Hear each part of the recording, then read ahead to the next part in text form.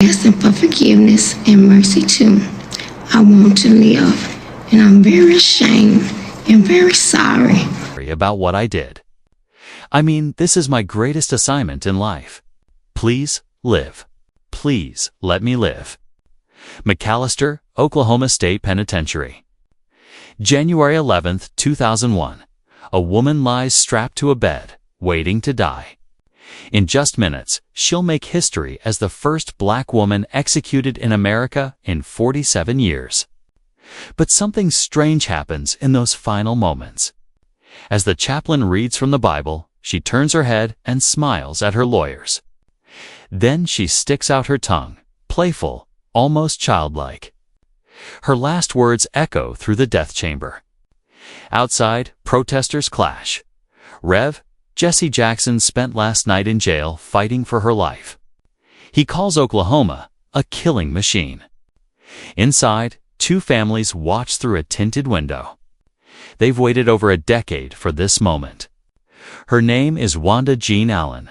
She's 41 years old. And here's what makes her story different from almost every other person on death row. Her IQ tested at 69, just 1 point above what doctors call mentally disabled. Her brain was damaged twice before she turned 16. So, how does someone like that end up here? How does a woman who can barely understand cause and effect become a two-time killer? Before we dive into this dark story, please hit that like button and subscribe. Your support keeps us bringing you these true crime stories. This is the final sentence. Stay with us. Wanda Jean Allen was born on August 17, 1959, in Oklahoma City. She was the second of 8 children born into a family that was already falling apart. Her mother drank heavily. Her father stayed just long enough to see the last baby born. Then he left for good. Wanda and her 7 siblings grew up in public housing, surviving on food stamps and whatever help the government would give them. There was never enough. Not enough food, not enough money, not enough love. But poverty wasn't the worst thing that happened to Wanda. When she was 12 years old, a truck hit her. The impact knocked her unconscious. Her brain slammed against her skull. She survived, but something inside her head had shifted. Then, at 14 or 15, someone stabbed her in the left temple during a fight. A knife driven into the side of her head. Again, she survived, but this time the damage was permanent. Doctors tested her afterward. The results were alarming. Wanda's IQ was 69, just 1 point above what they called mental retardation back then. But it wasn't just about being slow. The stab wound had damaged the left side of her brain, the part that helps you think clearly, control your emotions, and understand what might happen if you do something. Wanda couldn't analyze cause and effect anymore. She couldn't logically explain her thoughts when stress hit her. Even normal everyday stress, her brain couldn't handle it. Doctors said she was chronically vulnerable to becoming disorganized. In other words, she fell apart easier than most people. And when she fell apart, she lost control. By the time she was 17, Wanda had dropped out of high school. She couldn't keep up. Her damaged brain made learning almost impossible. She was a teenager with no education, no father, an alcoholic mother, and a head full of broken wiring. Here's what people need to understand. Wanda's brain damage wasn't just about being less intelligent. It was about losing the ability to stop herself. Most people have a voice in their head that says, "Don't do that. You'll regret it." That voice helps you pause, think, and make better choices. Wanda's voice was broken. The left temple injury destroyed her impulse control. When anger flooded her system, her brain couldn't pump the brakes. She couldn't think through what would happen next. She couldn't see the consequences waiting on the other side of her actions. Examiners who studied her said she couldn't process stress like normal people. Small problems felt like huge disasters to her. And when those disasters hit, her brain shut down the part that keeps you from doing dangerous, violent things. In simple terms, Wanda's brain couldn't stop her from doing things she'd regret. But here's the question that would follow her all the way to the death chamber. Does brain damage excuse murder? If your brain is broken, are you still responsible when you kill someone? The courts would have to decide, and two families would be watching. By 1981, Wanda Jean Allen was 22 years old and sharing an apartment with her childhood friend, Dedra Pettis. But they weren't just friends anymore. They had become lovers. In early 1980s Oklahoma, being gay wasn't just frowned upon. It was dangerous. People lost jobs, families, even their lives for it. So Wanda and Dedra kept their relationship secret, hidden behind closed doors. But secrets don't stop arguments. On June 29, 1981, Wanda and Dedra got into a fight. Nobody knows what started it. Maybe it was money, maybe jealousy, maybe just the stress of hiding who they were. Whatever it was, it ended with a gunshot. When police arrived, Wanda told them a story. She said Dedra's boyfriend had been shooting at them, and she fired back from about 30 feet away. It was an accident. She claimed she didn't mean to hit Dedra, but the evidence told a different story. Police experts examined Dedra's body and found bruises all over her. There were powder burns on her skin, the kind you only get when a gun is fired inches away from you, not 30 feet. The experts' conclusion was clear. Wanda had beaten Dedra with the gun, then pressed it against her body and pulled the trigger. This wasn't an accident. This was an execution. Dedra Pettis was buried at Trice Hill Cemetery in Oklahoma City. She was gone, and Wanda's story had been proven false. But what happened next would shock everyone and set the stage for an even bigger tragedy. Despite the evidence showing Wanda had killed Dedra at point-blank range, prosecutors made a deal with her. They let her plead guilty to manslaughter instead of murder. Her sentence, 4 years in prison. She served only 2 years for beating and shooting someone she loved. 2 years for taking a life. Then she walked free. Dedra's family was devastated, but there was nothing they could do. The deal was done. Looking back, people would ask, why did prosecutors go so easy on her? Did they know about her brain damage? Did they think she deserved a second chance? Or did they just not care enough about a dead woman in a secret lesbian relationship? Nobody asked the most important question. Should someone with documented brain damage and a history of losing control under stress be released after just 2 years? The answer would come 7 years later, written in blood. Years after Wanda's execution, Dedra's family would say, "The short prison stays are a part of the reason crimes are repeated. It has taken 20 years and a second murder in order to get the death penalty." They were right. Wanda Jean Allen wasn't done killing. While Wanda Jean Allen served her 2 years for killing Dedra Pettis, she met another woman behind bars. Her name was Gloria Jean Leathers. Prison is a strange place to fall in love, but that's exactly what happened. 2 women, both damaged, both struggling, found each other in the worst possible place.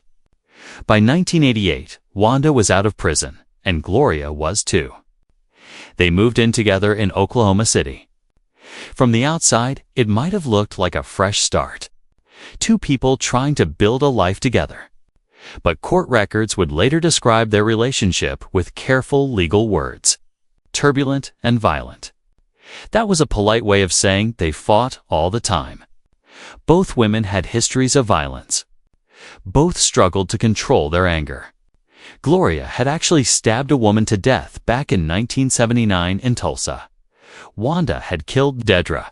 Now they were together. 2 people who had taken lives trapped in a relationship that was spinning out of control. It was only a matter of time before something terrible happened. On December 2, 1988, Wanda and Gloria got into an argument at a grocery store. People stared as their voices got louder. Someone called the police. A city police officer showed up and made a decision. He would escort both women home and let them cool down. He drove them back to the house they shared and stood in the doorway while Gloria packed her things. Wanda watched her girlfriend stuff clothes into bags. She was losing her again. "Stay," Wanda begged. "Stay and attempt to work out their difficulties." But Gloria was done. She'd made up her mind. She grabbed her bags and headed for the car where her mother, Ruby Wilson, was waiting. Wanda followed her outside. That's when things got physical. Gloria grabbed a garden rake leaning against the house and swung it at Wanda, striking her hard in the face. Then Gloria and her mother got in the car and drove away. They were heading straight to the police station to file a complaint against Wanda, and Wanda made a choice. She got in her car and followed them. Wanda would later say she just wanted to talk to Gloria. She wanted to convince her not to leave.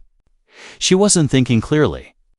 Her damaged brain couldn't process what was happening. All she knew was that the woman she loved was slipping away. When Wanda pulled into the parking lot of the police station, she saw Gloria getting out of the car. Gloria still had the rake in her hands. Wanda walked back to her own car. She opened the door and pulled out a .38 caliber handgun. Then she saw Gloria walking toward her. Wanda raised the gun and fired once. The shot echoed across the parking lot. Gloria's mother, Ruby Wilson, saw everything. Her daughter stumbled, blood spreading across her shirt. Inside the police station, 2 officers and a dispatcher heard the gunshot. But by the time they ran outside, the shooter was already there, standing over the woman she'd just shot. No police officer actually witnessed the shooting, but the damage was done. Wanda Jean Leathers was rushed to the hospital with a severe gunshot wound. For 3 days, she fought for her life. Her mother sat by her bedside, watching her daughter suffer. On December 5, 1988, Gloria died. She was buried at Green Acres Memorial Garden Cemetery in Sperry, Oklahoma. She had gone to a police station for protection, surrounded by cops, and still ended up dead. The woman she feared had followed her right into the safest place she could think of and killed her anyway. The state of Oklahoma charged Wanda Jean Allen with first-degree murder, and this time they weren't offering any deals. Prosecutors announced they would seek the death penalty. Wanda had killed before and served only 2 years. Now she'd killed again. To the state, the message was clear. Wanda Jean Allen was a continuing threat. She'd been given a second chance and used it to take another life. Wanda's defense team knew they were fighting an uphill battle. Their strategy was simple: self-defense. They would argue that Wanda feared for her life, that Gloria was violent, that Wanda had no choice but to protect herself. When Wanda took the stand, she told the jury she was terrified of Wanda Jean Leathers, and she had a reason. Gloria had bragged to her about killing someone back in 1979, in Tulsa. Gloria had stabbed a woman to death. She'd told Wanda about it. She'd even told her own mother about it. Wanda's defense team saw an opportunity. If the jury knew that Gloria was a killer too, that she had a history of deadly violence, maybe they'd understand why Wanda felt threatened. Maybe they'd believe she acted in self-defense. The defense planned to call Ruby Wilson, Gloria's own mother, to the stand. Ruby could testify that her daughter had admitted to the 1979 killing. It would prove Wanda's fear was real. But the prosecution objected. They argued that Ruby's testimony was hearsay, secondhand information that couldn't be trusted. The judge agreed. The testimony was excluded. So the jury never heard that Wanda Jean Leathers had killed someone before. They never knew she had a violent past. They never got the full picture of who Gloria was or why Wanda might have been afraid of her. The irony was thick. Wanda was on trial for murder, but the jury couldn't know her victim was also a killer. Would it have mattered? Maybe, maybe not. After all, Wanda had also killed before, and she was the one who brought a gun to a police station. She was the one who pulled the trigger.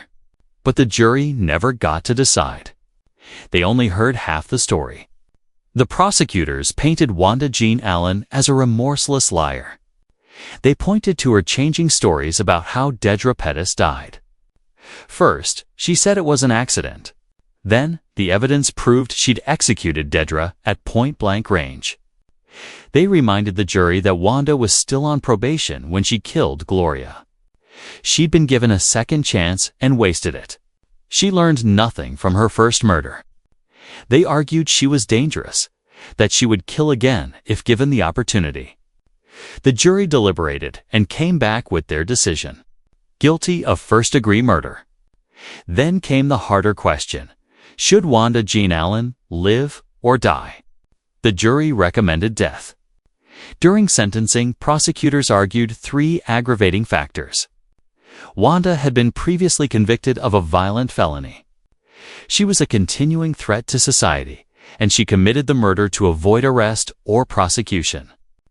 The jury agreed with the first 2.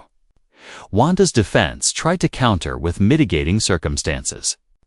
They said she had good relationships with her family. She had good work habits. She feared the victim. But then the prosecution brought up Dedra Pettis. They described that murder in detail, comparing it to Gloria's death. 2 women, 2 lovers, 2 bullets. The pattern was clear, and the jury had seen enough. Wanda Jean Allen was sentenced to death. 2 years after Wanda Jean Allen was sentenced to death, her defense attorney, David Presson, filed a shocking affidavit in court. He had discovered something that should have been presented at trial, something that might have changed everything. When Wanda was 15 years old, a psychologist had tested her IQ. The score was 69, according to the psychologist who analyzed her. That placed her just within the upper limit of the classification of mental retardation. But that wasn't all. The examining doctor had also recommended a full neurological assessment because Wanda showed clear symptoms of brain damage. This information existed before the trial. It was sitting in medical records somewhere, waiting to be found, but nobody looked for it. In his affidavit, David Presson admitted the truth. I did not search for any medical or psychological records or seek expert assistance for use at the trial. Read that again? Wanda's own lawyer, the person responsible for saving her life, never checked if she was mentally impaired before defending her on a capital murder charge. He didn't hire a psychologist. He didn't request her medical records. He didn't investigate the 2 head injuries that had damaged her brain. The question haunted everyone who read that affidavit. How do you defend someone facing the death penalty without checking if they're mentally disabled? But by 1991, it was too late. Wanda had already been convicted.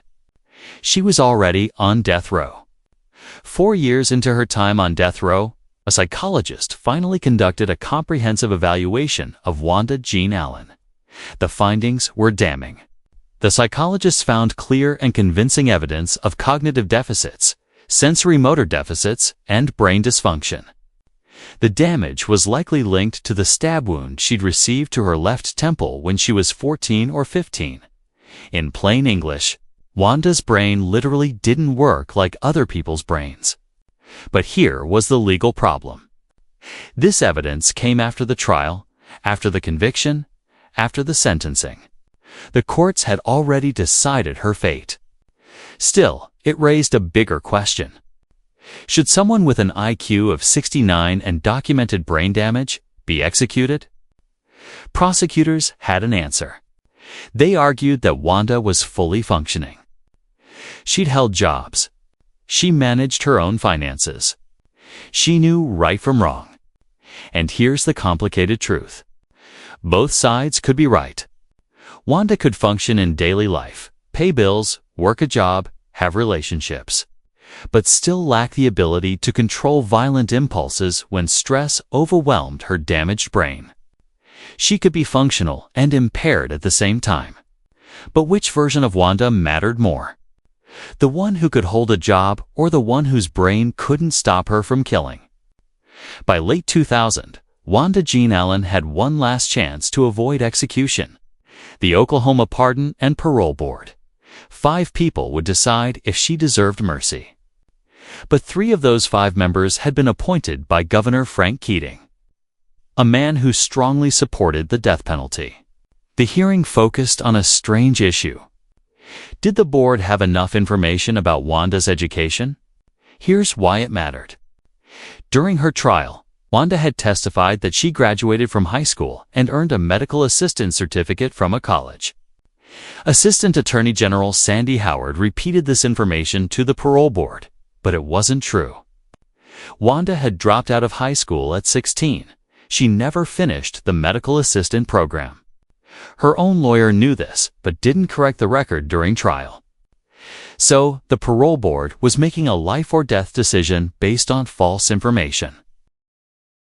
Wanda's attorneys argued that her IQ of 69 meant she was intellectually disabled. They said executing her would be cruel and unconstitutional.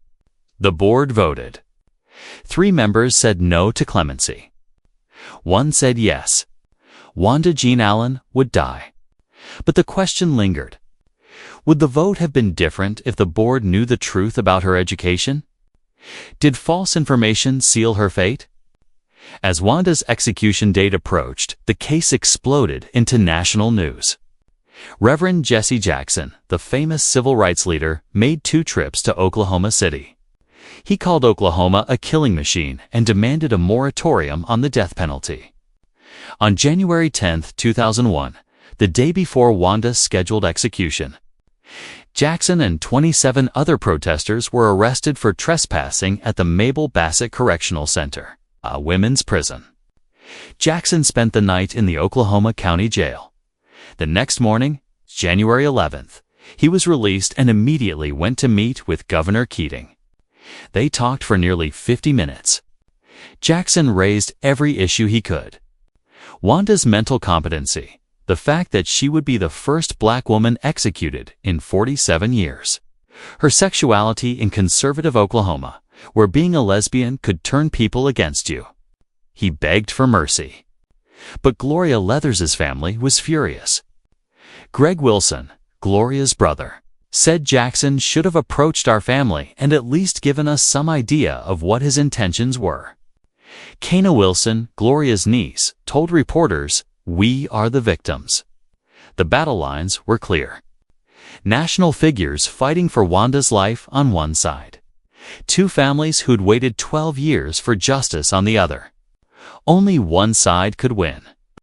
At 4 p.m. on January 11, 2001, the 10th Circuit Court of Appeals in Denver issued its ruling. 3 judges voted 3-0 against Wanda Jean Allen. Mrs. Allen has failed to substantiate her allegation of a due process violation, they wrote. 45 minutes later, at 4:45 p.m., Governor Frank Keating denied her request for a 30-day stay of execution. "I have to think about the woman she murdered in cold blood," Keating said. He had the power to grant a stay and ask the parole board to re-examine the case. He chose not to. At 7 p.m., the U.S. Supreme Court refused to intervene. Wanda's last hope was erased. She had 2 hours left to live. Outside the prison, protesters gathered. Inside, 2 families prepared to watch the woman who had destroyed their lives take her final breath. The wait was almost over. 24 relatives of Gloria Jean Leathers and Dedra Pettis made the trip to McAllister to watch Wanda Jean Allen die. 2 families united by grief, waiting for the same thing: justice. Many of them stood behind a tinted window in the death chamber, looking down at the bed where Wanda would take her last breath. The Pettis family released a statement. "It has taken 20 years and a second murder in order to get the death penalty." Outside the prison, protesters gathered on both sides. Some held signs demanding mercy. Others held signs supporting the families.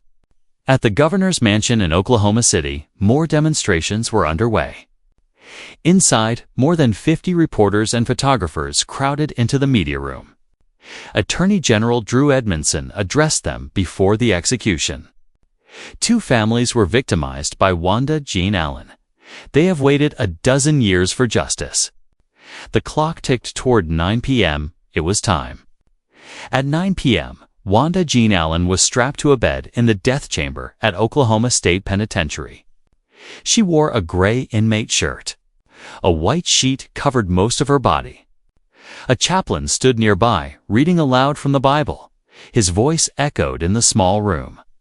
But Wanda wasn't somber. She wasn't crying or begging. Instead, she seemed almost playful.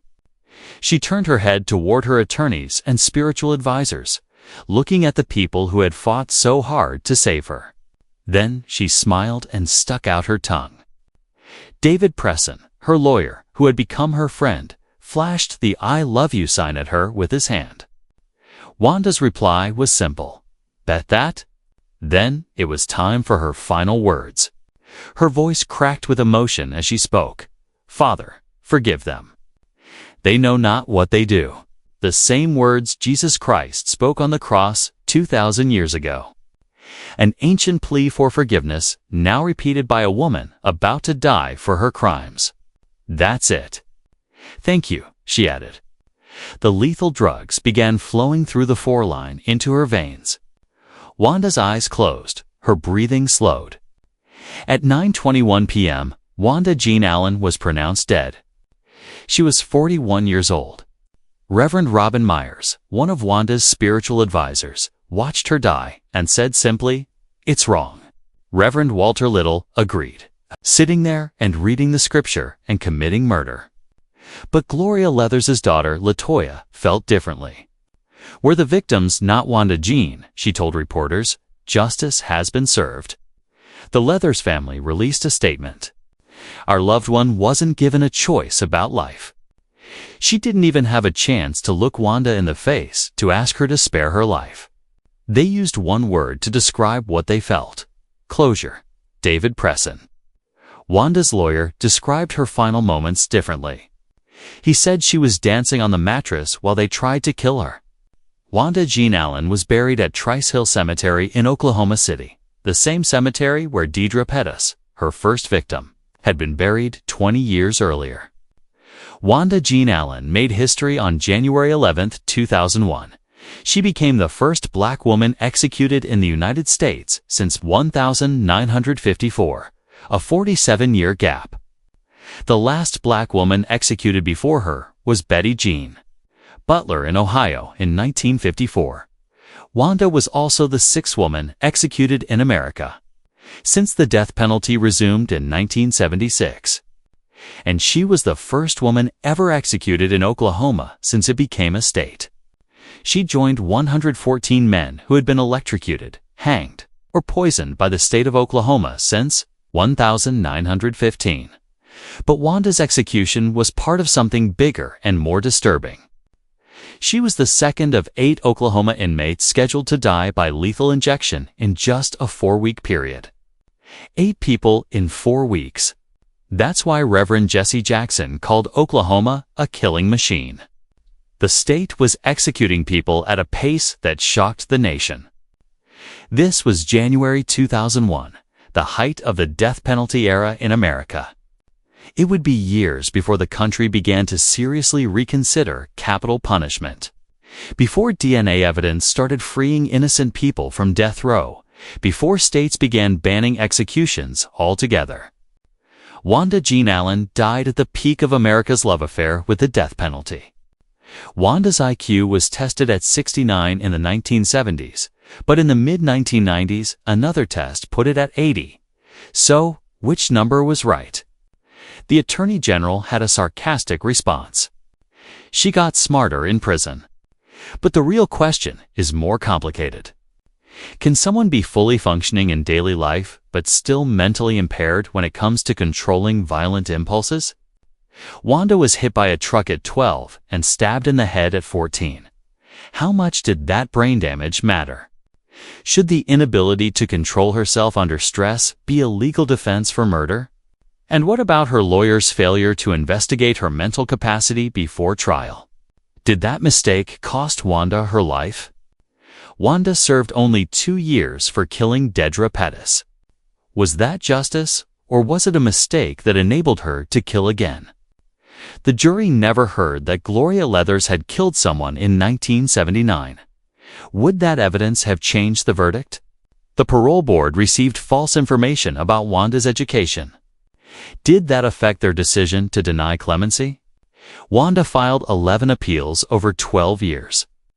Was that enough time to review her case, or should there have been more? Governor Keating could have granted a 30-day stay and asked the parole board to reconsider. Should he have done it? Reverend Robin Myers, who knew Wanda well, said something striking. I always suspected that Wanda's renunciation of lesbianism had more to do with helping to revamp herself in the most palatable way for her clemency and appeal processes.